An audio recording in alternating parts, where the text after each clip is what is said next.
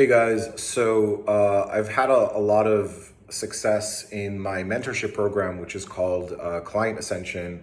And obviously, it's been financially rewarding, but what's even more rewarding is having sort of your heroes and your mentors say, you can't really skip steps in entrepreneurship. It's kind of a sufferfest, but to have people that I really respect say, you guys are like my wife and I, you guys are going faster than we did, and you're doing a great job is really, really rewarding, especially when internally I don't think we're doing a very good job. And I think we could be a lot better in, I don't know, a few hundred different ways.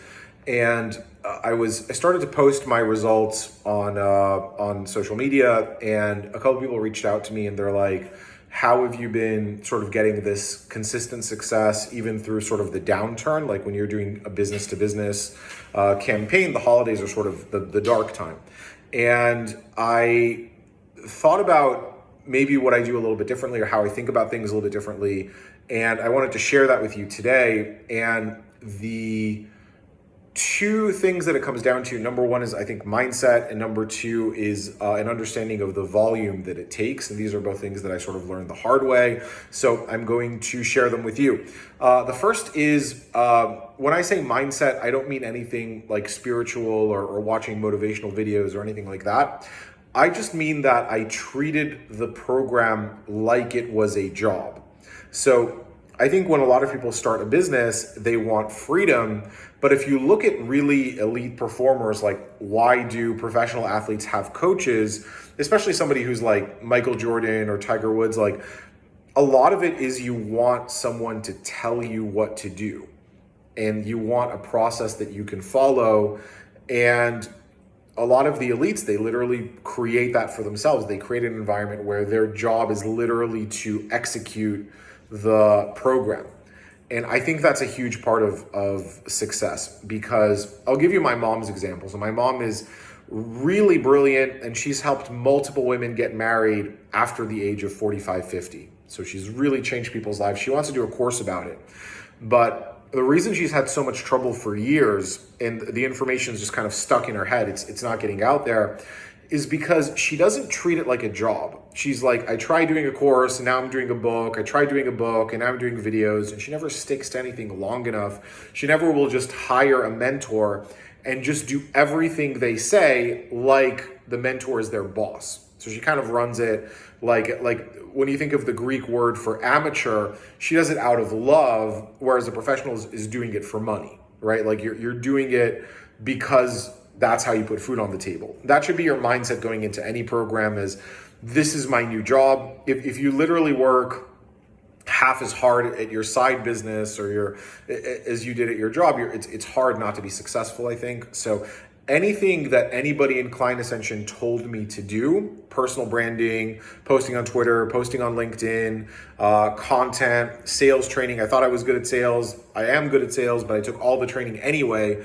And the fulfillment, I just reread everything. I would have different people audit my campaigns. I have other people I would write.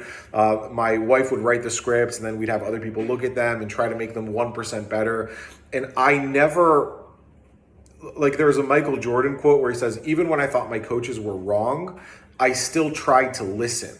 And I never judged my execution. Even though I internally thought this is really shitty, this could be a lot better, I still did it every day just because it was my job. I felt like I didn't have a choice. And I think over time, those benefits accrue. You do hit sort of a critical mass where everything gets easier when there's enough of you out there. There's enough social proof, there's enough case studies. People Google you, they see who you are, where things do get easier, but it's really, really tough in the beginning. The other thing that I want to talk about is just volume. So my brother is a very high-level software engineer, and he basically told me, because he went from making $20,000 a year to more than $200,000 a year in less than a year. So very, very, probably less than 8 months. And one of the things he said, he went to Hack Reactor. I think now the best school is Rhythm School. It might have changed, these kind of coding boot camps. He basically said, when you want to learn to code, assuming you like doing it and you have the aptitude for it, like you like playing games like Minecraft or card games or whatever, which I hate, but if that's your bag, you can do really well. He basically said you give it 3 to 6 months of your life, that's all you're doing. It just takes everything you have, and that's enough to get good.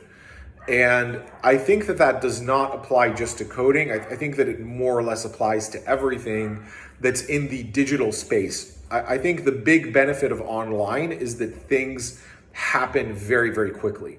I think in the real world, if you ever read like the Charlie Munger, Warren Buffett stuff, the business cycles, you're typically dealing with 18-month blocks. So I think what happens in 18 months on the internet or in the real world is 3 months on the internet. So like if I was trying to get good at real estate, I would assume it would take 18 to 36 months working one-on-one with a mentor. That's all I'm doing. All I'm doing is reading. And the reason is latency. So in the real world, like there's permits and there's financing and there's banks, there's all these things that have to happen. There's tenants moving out, there's legal jurisdictions. On the internet, most of the friction and latency that you see is artificial. So what I mean is we use a lead scraping service, and you can scrape 1,000 and then 24 hours go by and you can scrape another 1,000, right? It's an arbitrary limitation. It's imposed by the company. So because these are arbitrary limitations, there's usually ways around them. So there's much less friction online. And as a result, and the friction that there is usually hackable. You can open another account, you can do a bunch of different things. So things just happen faster. So on the internet, you can do things 3 to 6 months. Online is the equivalent of maybe 4 years of college for whatever you're trying to get good at. So I think just knowing that going in or having a sense of that is, okay, it's not about how many hours you work, you just give everything you have. So a lot of times, like even when you're not working, you're thinking about it, you're going to lectures, a lot of like, I'll spend 10 hours a week in client Ascension calls, just learning, and maybe out of those 10 hours get one thing, because that's all I can handle, or that's all the business needs, but it's worth it. And you need that over and over and over again. I really think that those things made the difference. I haven't seen other people say this, so I hope this was useful to some of you, and I will be in touch soon.